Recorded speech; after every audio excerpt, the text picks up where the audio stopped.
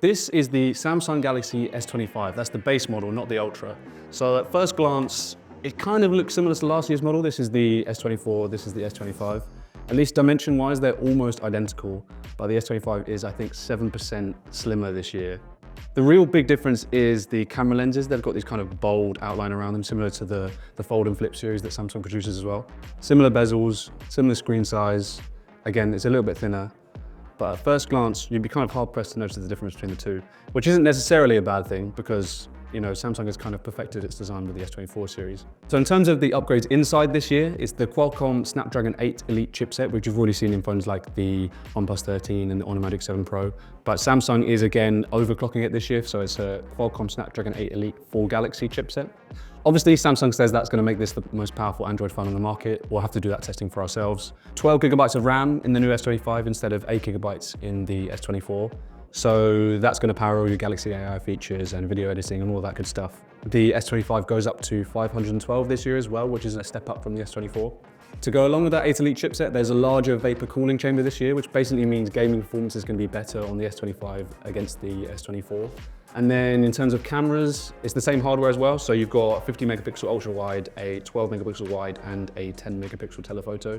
In terms of video, this has the next gen Pro Visual Engine. So you've got kind of pro level video editing tools in this phone. The S25 can also shoot in log, which the S24 couldn't. There's also virtual aperture control this year, which basically gives you more freedom to customize the depth of field and the amount of light in your shots. But again, this year, Galaxy AI is the big headline feature. So we're going to go and test out our 3 favorites, and here they are. First up is Now Brief, a personalized morning briefing delivered by Galaxy AI that contains various handy stats like today's weather and your personal energy score. You can actually receive your daily Now Brief at any time of day, and if you choose to go for a later notification, you'll get a recap of your memorable moments and an overview of how you performed against your daily activity goal. Next up is Audio Eraser, a video editing tool that, you guessed it, lets you remove unwanted audio from video clips. Galaxy AI can suggest which audio to remove, or you can pick and choose certain snippets yourself. And in the hands-on demo we were shown, the feature seemed to work pretty well. So what I'm going to do is record a video. I need you to be clapping in the background, so you just make some clapping noises like that. Be as loud as you want to be. And then what we'll don't worry about it. And then what we'll do is hit stop on here. And then what we can do is go into the gallery, hit our edit button. And then we've got an option down here called Audio Eraser. So what that will do is it will analyze all the different sound signals and things like that are going around. And you can see it's pulled out voices, pulled out crowd, it's pulled out noise. So if you watch back the original video, let me just turn it up. To be clapping in the background, so you just make some clapping noises like that. As loud as you want. So I can actually do, crank that down.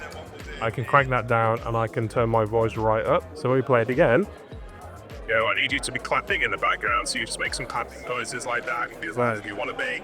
It's dumbed it right out, and it's got rid of all the crowd noise in the background as well. Lastly, Samsung has upgraded its sketch-to-image feature with text and voice input.